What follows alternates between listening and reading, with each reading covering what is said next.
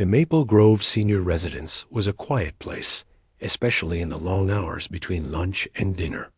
Sunlight would slowly move across the floral carpet in the common room, and the soft hum of the refrigerator in the small kitchen was the loudest sound. People moved through the halls at a slow, careful pace. In this quiet world, Edith was like a piece of the furniture known, but mostly unnoticed. She was 87 years old.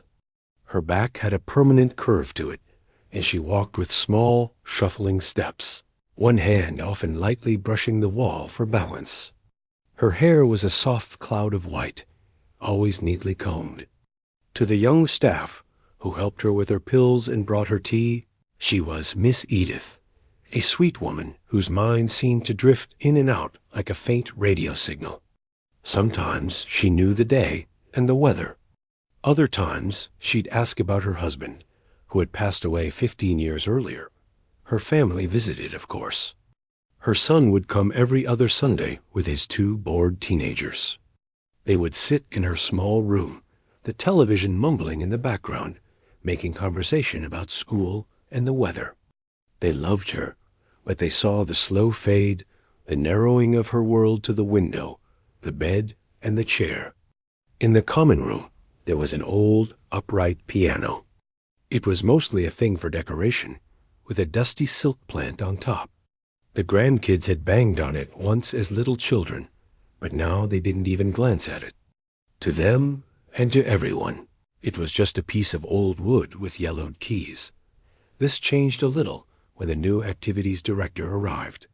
She was a young woman, full of a bright energy that made some of the residents smile and others sigh. She wanted to bring life to the place, to stir things up.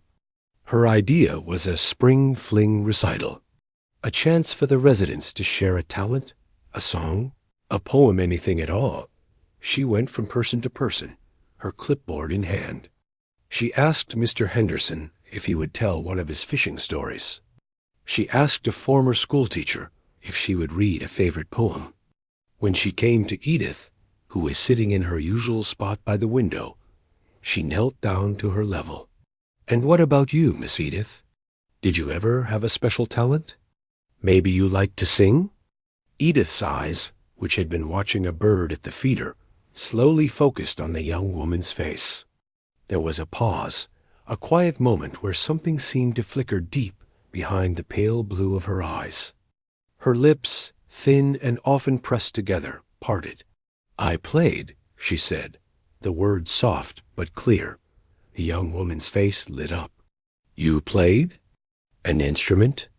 "The piano," Edith said, and one of her hands lifted from her lap just an inch, the fingers curling slightly, as if around an invisible chord. Just then, one of the regular aides walked by, hearing the tail end of the conversation. She was a kind woman, always busy, always speaking in a cheerful, loud voice meant to cut through the quiet. She stopped and put a hand on Edith's frail shoulder. "Oh, honey, that was so long ago, wasn't it?" she said, her tone warm but firm. "These old keys are stiff, and our fingers get stiff to match. You wouldn't want to hurt your hands." She gave the shoulder a gentle squeeze. "Maybe we can get you to help with the singing instead. How about that?" The aide smiled at the activities director, as if sharing the secret of managing the very old. The flicker in Edith's eyes went out. It was like watching a small, distant light in a window being switched off. Her hand settled back into her lap. She gave a tiny, almost imperceptible nod and turned her face back to the window. The moment was over. The aide bustled away. The activities director, a little unsure, marked something on her clipboard and moved to the next resident.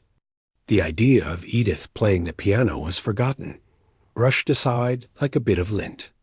It was easier to see the curve of her spine, the tremor in her hand, the cloudiness in her gaze, than to imagine those same hands flying across piano keys. The comment about her stiff fingers, meant to protect her, built a wall around her. It confirmed what everyone seemed to believe. The past was gone, and talents were for the young. From that day on, Edith seemed to retreat even further. She spoke less.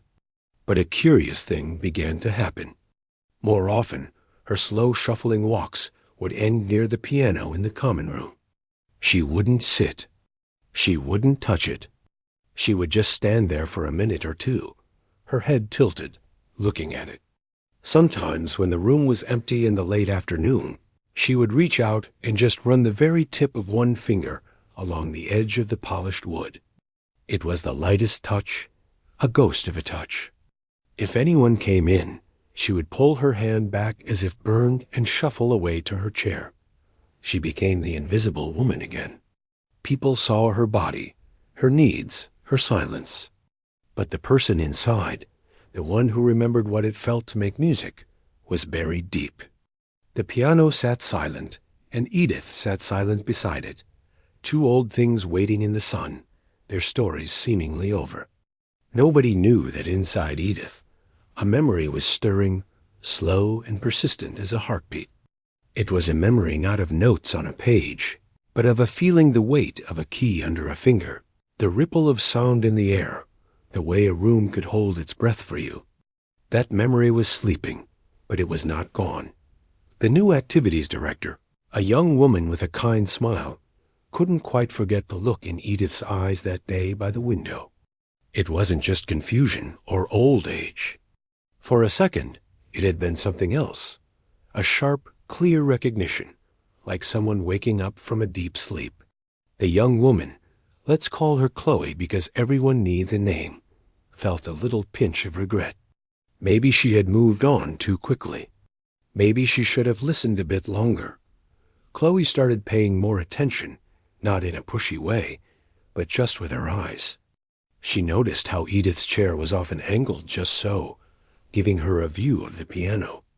She saw that when Mrs. Lawson played her wobbly version of Heart and Soul on Wednesday afternoons, Edith's foot, under the blanket, would sometimes tap. Not a big, energetic tap, just the tiniest rhythmic press of her heel against the floor. It was a secret little signal. The real change happened on a Tuesday night. Maple Grove was always very quiet after 8 o'clock. Most residents were in their rooms, watching television or already asleep. Chloe was in her small office, finishing up some paperwork for the spring recital. The list of performers was short and safe. 2 sing-alongs, a recited poem, and a man who promised to whistle Danny Boy. She was about to turn off her computer when she heard it. A sound dot. It wasn't music. It was a single note. A pure, clear, beautiful piano note that hung in the silent building like a drop of water in a cave. Chloe froze, her pen in midair. It came from the common room dot. She got up slowly, her shoes making no sound on the carpet. She didn't turn on the main lights. The common room was lit only by the soft glow of a salt lamp in the corner and the cold blue light of an exit sign above the far door. And there, at the piano, was Edith Dot. She was sitting perfectly straight. The shuffling, curved posture was gone. In the dim light, her spine was like a ruler. Her hands were resting on the closed fallboard, the cover over the keys. She wasn't moving. She was just sitting there, as if in silent conversation with the instrument. Chloe held her breath, hidden in the doorway.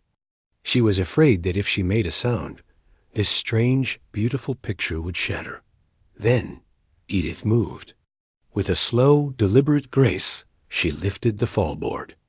It made a soft thump. The yellowed ivory keys seemed to glow in the half-light. She didn't start to play. Instead, she did something that made Chloe's heart ache. She began to test the keys. Not playing a song, but listening to them, one by one, her right hand lifted. A finger, knobby with age, pressed down on middle C. The note rang out, firm and true. Edith nodded slowly, as if confirming something to herself. She moved to the D, and the E. Each note was pressed with a careful, loving touch. She was listening to the tone, the tuning, the soul of the old piano. Her left hand joined, playing a single low note, then a chord a deep, rumbling sound that vibrated in the quiet room. Chloe watched, her eyes wide. This wasn't the hesitant touch of someone who hadn't played in decades. This was the methodical, knowing check of a craftsman, a gardener feeling the soil, a baker testing the heat of an oven. Edith was remembering the terrain. After a few minutes of this quiet exploration, Edith's hands settled into a position over the keys. Her shoulders relaxed, her head bowed, and then she began to play. It wasn't a full song. It was a fragment, a cascade of notes that flowed like water, up and down, in a pattern that was complicated and sad and breathtakingly beautiful. It lasted maybe 20 seconds. Then she stopped as suddenly as she had begun. Her hands fell back into her lap. She let out a long, slow breath that Chloe could hear from across the room. In that moment, Edith was not an old woman in a nursing home. She was a musician. The focus on her face, the connection between her mind and her fingers was absolute. The years seemed to fall away from her. Then, as if a spell was broken, her posture softened. The curve returned to her back. She slowly, carefully, closed the fallboard over the keys. She placed both hands on top of it and bowed her head again, this time looking tired. Chloe backed away silently, her heart pounding. She returned to her office and sat down, the paperwork forgotten. She knew she had witnessed something private and sacred. It wasn't a performance. It was a memory, played out on the keys instead of in the mind. The next day, Chloe acted as if nothing had happened, but she started a quiet search. She looked through Edith's admission file, finding only basic details. She called Edith's son, making a polite check-in about his mother's general well-being. Casually she asked, "Was your mother ever musical?" "She seems to enjoy listening." There was a pause on the line. "Oh, a lifetime ago," her son said, his voice sounding distant. "When she was a girl, I think she was quite good. Won some awards. But that was before we kids came along, before life got busy. I haven't heard her play in 50 years, at least." That was all he said. It was like a chapter in a book. Everyone had closed, but Chloe couldn't close it. She had heard the evidence with her own ears. She thought about the spring recital, about the safe, simple program she had planned. A dangerous, wonderful idea began to form in her mind. It was a risky idea. Edith might refuse. She might get confused. It might go all wrong. But as Chloe watched Edith later that day, slowly stirring her soup in the dining room, she remembered the straight spine in the dark, the intelligent hands on the keys, the waterfall of notes. That woman was still in there. The music was still in there. It wasn't about stiff fingers. It was about a story that hadn't been finished. And Chloe decided, then and there, that the story deserved one more page. The day of the Spring Fling recital arrived. The common room at Maple Grove had been transformed, or at least someone had tried. Paper flowers in bright pinks and yellows were taped to the walls. A few streamers hung from the ceiling, one end already coming loose. The chairs were arranged in rows, facing the old piano, which had been dusted for the occasion. A feeling of gentle, low-energy expectation filled the room. By 2 o'clock, the audience had settled in. Residents were wheeled in or guided to their seats by aides. A few family members were there, sitting patiently. The air smelled of lemon cleaning spray and faintly of coffee. The young activities director, Chloe, stood by the piano, her heart beating a little too fast. She wore a bright spring dress and a smile that felt tight on her face. The recital began as planned. Mr. Henderson told his fishing story. It was the same one he always told, about the big one that got away. But people nodded and smiled because it was familiar and comforting. A lady who had been a teacher stood up and recited a poem about daffodils. Her voice was soft, and some words were lost, but everyone clapped kindly. Another resident was helped to the piano to play chopsticks with one careful finger. The notes were slow and uncertain, but the pride on his face was real, and the applause was warm. Chloe let a group sing along to You Are My Sunshine. Some voices sang, some just mouthed the words, others looked quietly confused. It was sweet. It was exactly what everyone had expected. A nice, safe little show. You could see people starting to drift. A son in the back checked his watch. A woman in the front row had closed her eyes, her chin nodding to her chest. The energy in the room was winding down, like a toy whose spring has almost run out. This was the moment. Chloe's mouth went dry. Her plan, which had seemed so grave and right in her office, now felt like a terrible mistake. What was she thinking? She could cause embarrassment, confusion, even distress. She looked over at Edith, who was sitting in her usual spot by the window, not with the other performers, but just as a spectator. She was looking down at her hands folded in her lap, completely separate from the event. Chloe almost let it go. She almost just thanked everyone and started serving the juice and cookies that were waiting in the back. But then she remembered the sound in the dark room, the straight spine, the waterfall of notes. She took a deep breath. "Thank you all so much for these wonderful performances," Chloe said, her voice sounding a bit shaky. She cleared her throat. We have time for one more piece today. We have a very special surprise performer." There was a mild ripple of interest. People looked around. Who was left? Chloe walked over to the window. She knelt down, just as she had that first day, so she was level with Edith.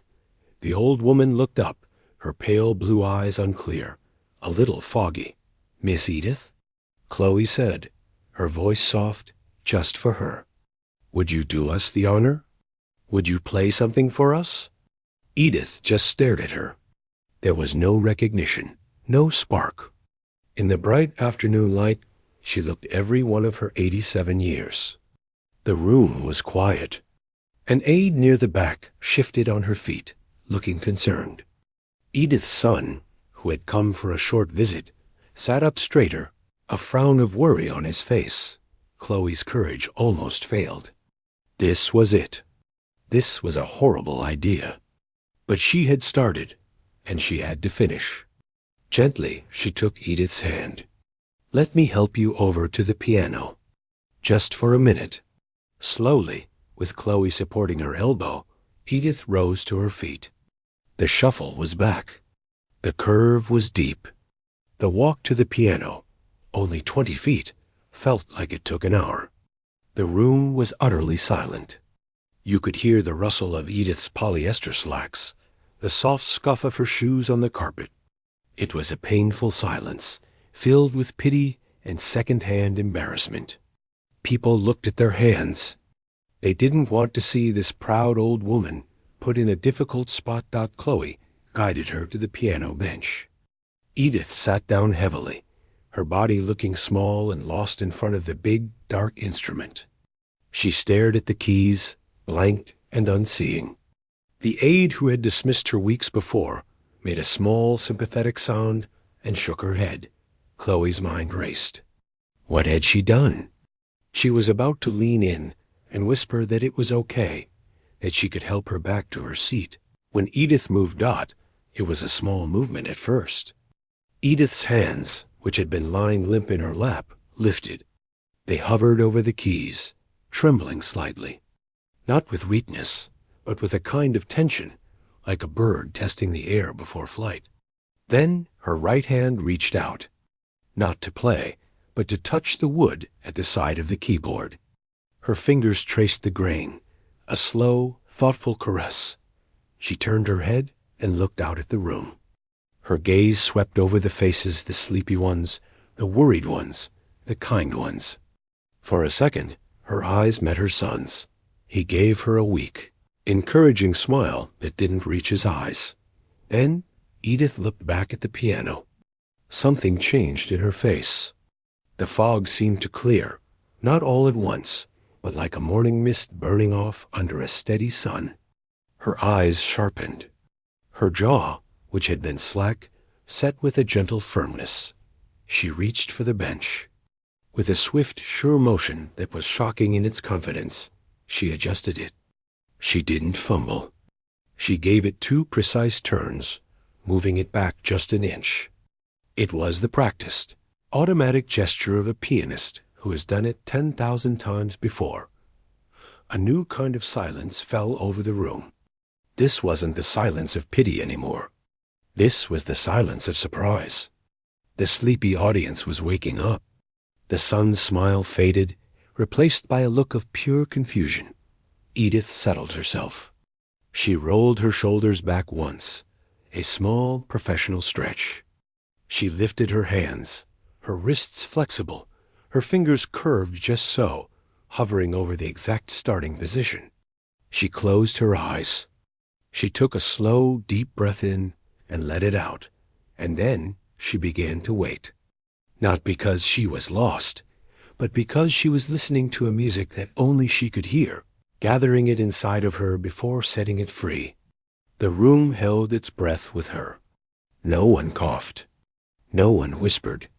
Every eye was fixed on the small, straight-backed figure at the piano, waiting to see what would happen next. The silence in the room became a living thing.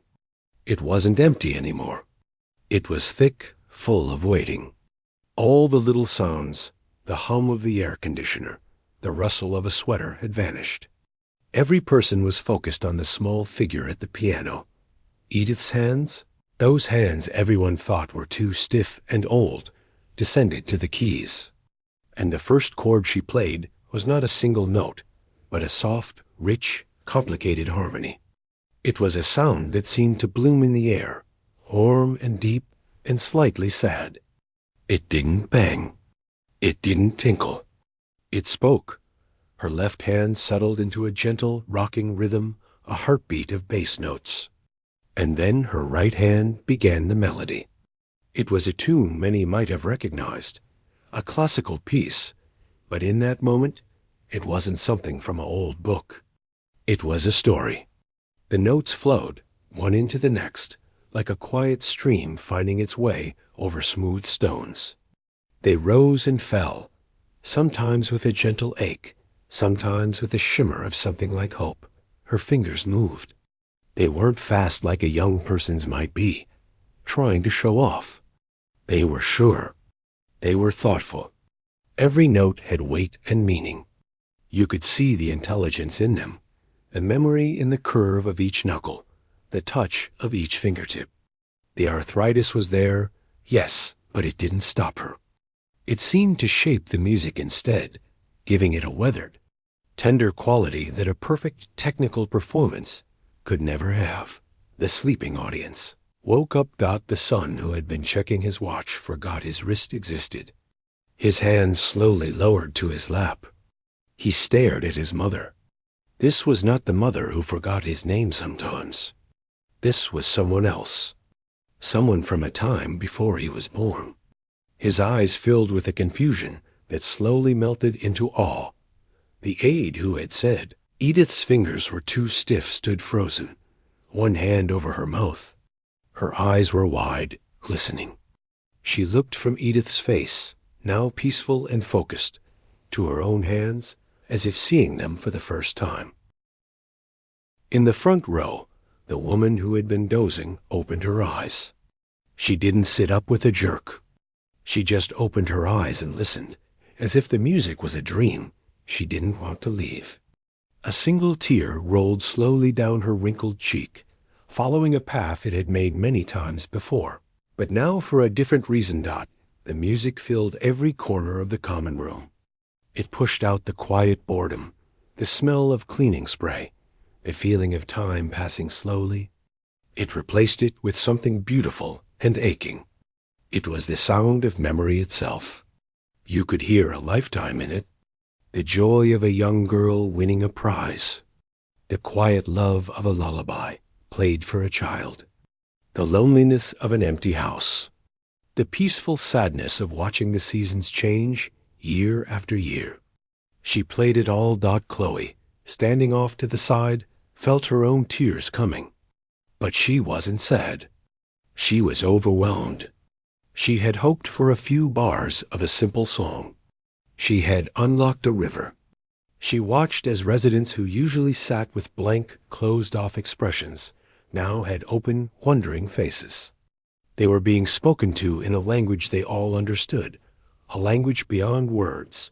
Edith herself was gone into the music. Her body moved with it, a slight sway from side to side. Her head tilted, listening to the echoes of each phrase. Sometimes her eyebrows would draw together in concentration at a tricky passage. Sometimes a faint, almost invisible smile would touch her lips at a particularly sweet resolution of notes. She was not in Maple Grove anymore. She was wherever the music took her, a concert hall from 70 years ago. A sunny parlor in a house long sold. A private world of feeling that had been locked away and was now finally open. The peace built, the emotions deepening. The left hand's heartbeat grew a little stronger. The right hand's melody sang a little louder, a little more urgently. It was a cry, but a beautiful one. And then, gradually, gently, she began to bring it home. The music softened. The rocking rhythm slowed. The melody became a whisper, a farewell. She played the final notes, a series of chords that resolved like a sigh of contentment. They hung in the air, shimmering, and then faded into the quiet from which they had come. Her hands lifted from the keys and settled back into her lap. The connection was broken.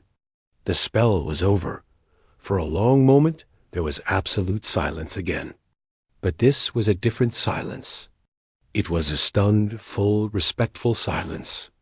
It was the silence that happens when something real has happened, and people need a second to remember how to breathe. Then it broke. It started with the dozing woman in the front row. She began to clap, not a loud, wild clap, but a slow, steady, heartfelt clapping. The man next to her joined. Then his wife. Then the son in the back was on his feet, clapping so hard his hands must have hurt. The aide was clapping, the tears now flowing freely.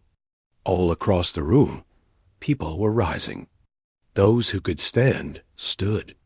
Those who couldn't raised their hands and patted them together as best they could. It wasn't just applause. It was a release. It was a thank you. It was an acknowledgement. They were clapping for the music, yes, but they were clapping for her, for the woman they had never really seen until this moment. Edith, back in her body, seemed to shrink just a little under the wave of sound. She looked out at the standing people, the smiling, crying faces. She seemed surprised, as if she had just returned from a long journey and found a party waiting for her. Slowly, with a grace that belonged to another era, she gave a small, slight nod of her head. Not a bow, just an acceptance. A simple, "You're welcome." The invisible woman was invisible. No more. The applause did not want to end. It went on and on, a warm, rolling wave of sound that filled the common room. People stayed on their feet, clapping until their palms were pink. They weren't just clapping for a performance. They were clapping for the surprise of it all, for the beauty they had almost missed, for the person they had rediscovered. Edith finally lifted a hand, just a little, not to wave, but as if to gently lower the sound. It was a modest gesture, and slowly the clapping settled into a final warm patter and then stopped. People began to sit back down, but the room felt different. The air was lighter. The paper flowers seemed a little brighter. The hum of conversation that started was not the usual slow murmur, but something lively. Amazed, Chloe moved first, going to Edith's side. She didn't try to help her up. She just put a hand softly on her shoulder and leaned down. "Thank you," she whispered, her voice thick. "That was the most beautiful thing I have ever heard." Edith looked up at her, and the clarity that had been there during the music was still in her eyes, though softened now. She patted Chloe's hand with her own. A simple, wordless understanding passed between them. Then others came. The aide who had doubted her was one of the first, her eyes still red. "Oh, Miss Edith," she said, her voice full of emotion. "I had no idea. I am so sorry." That was glorious. Edith just smiled a small, forgiving smile, but the most important approach was from her son. He came over slowly, as if walking towards a stranger. He knelt down in front of her, so his face was level with hers. For a moment, he couldn't speak. He just looked at her, really looked at her, perhaps for the first time in years. He wasn't seeing the mother who needed help, or the one whose memory was fading. He was seeing the artist, the young woman in the old photograph. "Mom," he said, and his voice cracked. I forgot. I completely forgot you could do that." Edith reached out and touched his cheek. Her fingers, which had just conjured such complex magic, now felt his stubble with a mother's tenderness. "It's all right," she said, her voice clear as a bell. "I almost forgot, too." That was the start of the change. It wasn't a dramatic, overnight thing. Edith didn't suddenly become a different person. The next morning, she still shuffled to breakfast. She still sometimes asked about her long-gone husband. But something fundamental had shifted, for her and for everyone around her. The piano was no longer a piece of furniture. It became Edith's place. Chloe made sure of it. She didn't make a big schedule. She just made it known that if Edith ever wanted to play, the space around the piano was hers. And Edith did want to. Not every day, and not for long. But in the quiet hours of the late morning, she would often make her way over, sit down, and play. She didn't always play the big emotional piece from the recital. Sometimes she played simple hymns, their melodies sweet and plain. Sometimes she played fragments of old jazz tunes, her left hand finding a bouncing rhythm that made a passing aide smile. It was practice. It was conversation. It was her keeping the connection alive. Word spread through the residence. "Edith's playing," someone would say, and a few residents would drift towards the common room. They wouldn't interrupt. They'd just sit and listen, doing a crossword or knitting or just closing their eyes. The music became a part of the home's new rhythm, a gentle, living soundtrack. Her son began visiting more often and differently. He didn't just sit and make small talk. One afternoon, he arrived with a large, flat cardboard box. Inside were stacks of old sheet music, brittle at the edges, the pages spotted with age. He had found them in his attic. "Thought you might like these," he said, laying them out on the piano bench. Edith's hands trembled as she flipped through them. Her eyes scanned the notes on the pages, and it was like watching someone remember how to read a beloved childhood book. She pointed to one. "This one," she said. "Your father loved this one." He sat beside her as she played it, a smile on his face. Hearing a piece of his own history he never knew was there, Chloe found a local high school student, a shy girl who played violin, who needed volunteer hours. She asked if she might like to assist Edith. The girl came nervously at first, but Edith was kind. She asked the girl to turn the pages for her when she played from the music. They began to talk, in short little bursts, about music. The girl started bringing her own violin sometimes. They couldn't quite play duets, but they would play little bits for each other. The old woman and the young girl, connected by the same language. Edith didn't get a concert hall. She didn't get a recording contract. The changes in her world were small, but they were everything. She had gotten her personhood back. People no longer saw just an old lady. They saw Edith, who plays the piano. They listened when she spoke. They asked her questions about the music. They valued her, The recital had stirred the sleeping audience, yes. But more importantly, it had stirred her. It had woken up a part of her soul that had been put to bed for decades. It proved that a talent isn't a thing that dies with age. It just goes quiet, waiting for the right moment to be heard again. The music wasn't in the stiffness of her fingers, but in the spirit they served, a spirit that was, and always had been, alive and full of song. And in the sunny common room of Maple Grove, the music played on, not as a memory, but as a quiet, enduring proof that it is never, ever too late.